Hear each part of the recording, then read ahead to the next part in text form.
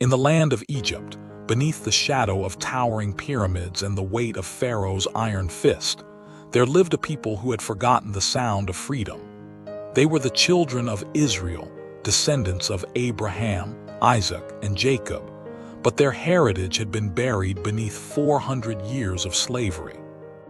The sun rose each morning over the Nile, casting golden light across fields of brick and clay where Hebrew hands labored without rest. The crack of the taskmaster's whip echoed through the air. The cries of mothers mingled with the groans of fathers, and the blood of infant boys stained the river's edge, cast into the waters by Pharaoh's decree.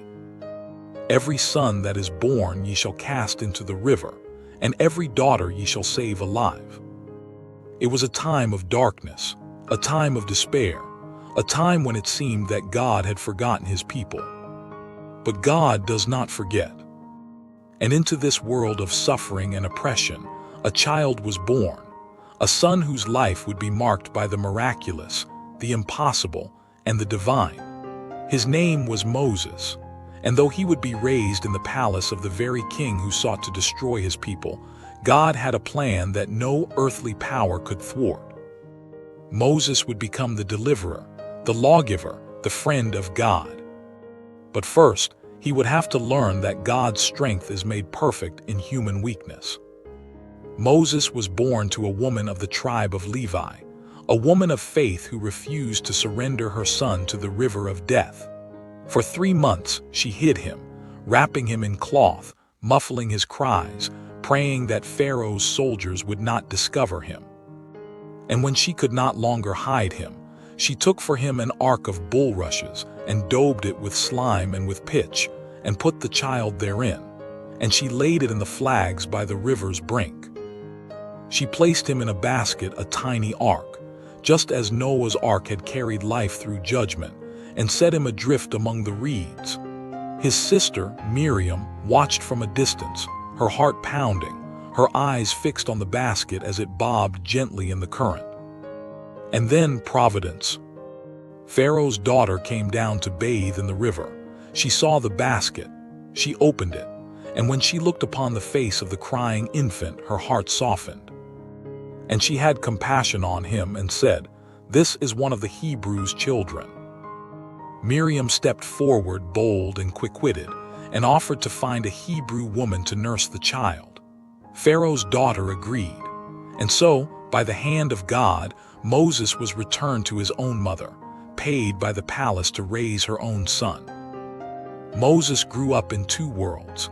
He was nursed at his mother's breast, hearing the stories of Abraham, Isaac, and Jacob. He learned of the God who made promises and kept them. But he was raised in Pharaoh's house, educated in the wisdom of Egypt, trained in the courts of power, clothed in royal garments.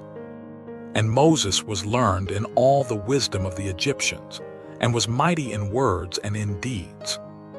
He had everything the world could offer: wealth, status, influence, comfort.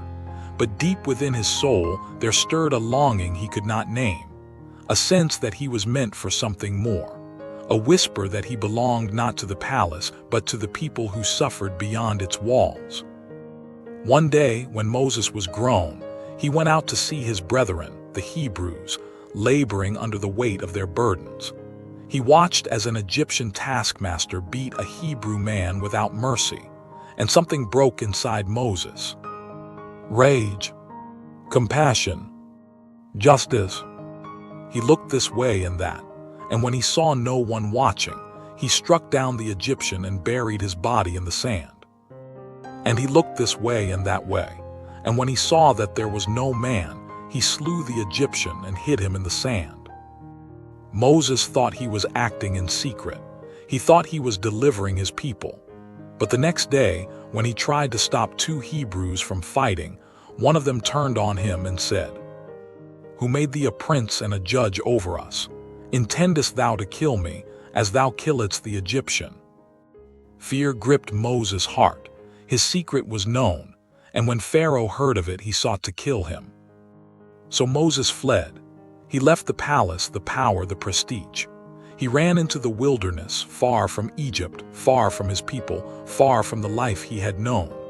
He came to the land of Midian, a fugitive, a failure, a man with blood on his hands and shame in his soul. He sat down by a well, weary and alone. But God was not done with Moses. In fact, God was just beginning. In Midian, Moses met a priest named Jethro and married his daughter Zipporah.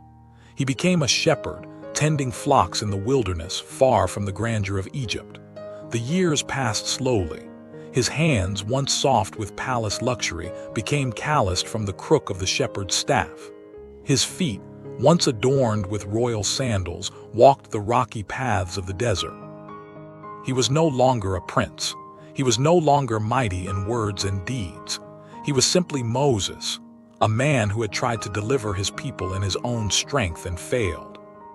40 years passed. 40 years of silence, 40 years of obscurity, 40 years of waiting. And then, one day, as Moses led the flock to the backside of the desert, near the mountain of Horeb, he saw something that stopped him in his tracks. A bush burning with fire, but not consumed. And the angel of the Lord appeared unto him in a flame of fire out of the midst of a bush.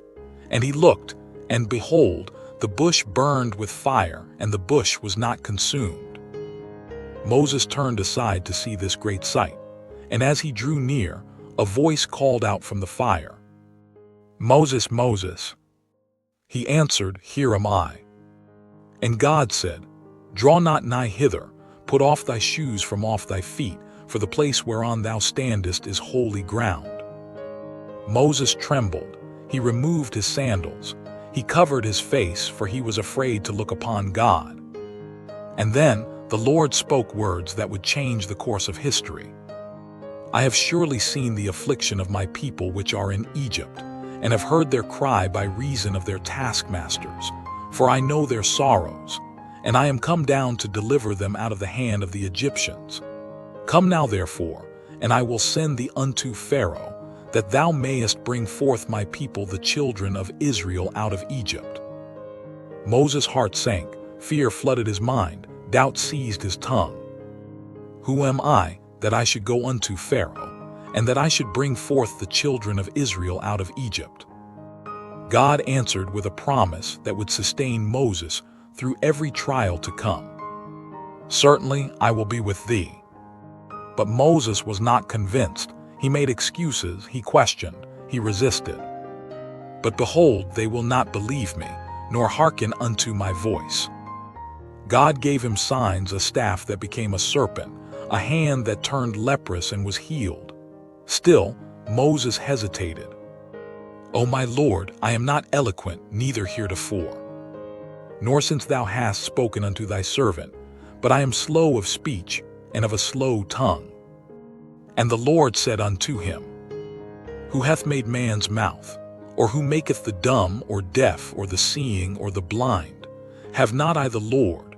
Now therefore go, and I will be with thy mouth, and teach thee what thou shalt say."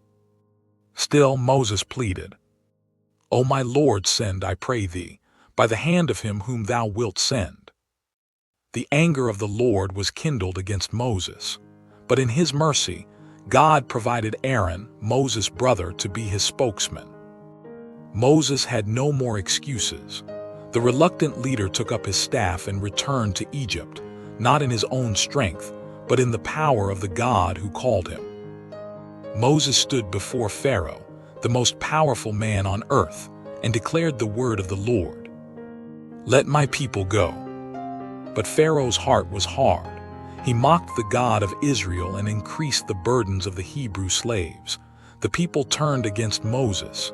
Even Moses cried out to God, "Lord, wherefore hast thou so evil entreated this people? Why is it that thou hast sent me? For since I came to Pharaoh to speak in thy name, he hath done evil to this people. Neither hast thou delivered thy people at all." But God was not shaken. He was about to display his power in a way the world would never forget. 10 plagues fell upon Egypt. Water turned to blood. Frogs swarmed the land. Lice, flies, pestilence, boils, hail, locusts, and darkness descended upon the nation. And still Pharaoh's heart remained hard. until the final plague. And Moses said, Thus saith the Lord, about midnight will I go out into the midst of Egypt, and all the firstborn in the land of Egypt shall die, from the firstborn of Pharaoh that sitteth upon his throne, even unto the firstborn of the maidservant that is behind the mill, and all the firstborn of beasts. But God provided a way of escape. He commanded every household of Israel to take a lamb without blemish, kill it at evening, and apply its blood to the doorposts and lintels of their homes. And the blood shall be to you for a token upon the houses where ye are. And when I see the blood, I will pass over you, and the plague shall not be upon you to destroy you, when I smite the land of Egypt. At midnight the Lord struck. A cry rose up from Egypt such as had never been heard before. Every firstborn from the palace to the prison fell dead. But where the blood was applied, the angel of death passed over. Pharaoh summoned Moses and Aaron in the night and said, Rise up and get you forth from among my people, both ye and the children of Israel, and go, serve the Lord as ye have said. Israel was free. But the greatest miracle was yet to come. Pharaoh's heart changed. He gathered his chariots and pursued Israel to the edge of the Red Sea. The people cried out in terror, trapped between the sea and the advancing army. But Moses stretched out his hand over the sea, and the Lord caused the waters to part. And the children of Israel went into the midst of the sea upon the dry ground, and the waters were a wall unto them on their right hand and on their left. The Egyptians pursued, but when the last Israelite reached the other side, Moses stretched out his hand again, and the waters returned. Pharaoh's army was swallowed by the sea. And Israel saw that great work which the Lord did upon the Egyptians. And the people feared the Lord, and believed the Lord and his servant Moses. Moses led the people through the wilderness. God gave them manna from heaven and water from the rock. He brought them to Mount Sinai, where the mountain quaked and the voice of God thundered from the fire. And the Lord came down upon Mount Sinai on the top of the mount. And the Lord called Moses up to the top of the mount, and Moses went up. For 40 days and 40 nights, Moses stood in the presence of God. He received the law written by the finger of God on tablets of stone.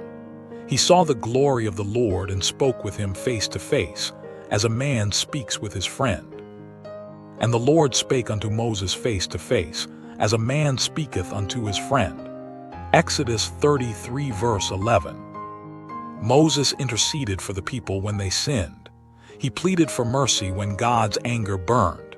He led them, fed them, taught them, and bore their burdens for 40 years. And when the time came for Moses to die, God brought him to the top of Mount Nebo and showed him the promised land. And the Lord said unto him, This is the land which I swear unto Abraham, unto Isaac, and unto Jacob, saying, I will give it unto thy seed. I have caused thee to see it with thine eyes, but thou shalt not go over thither.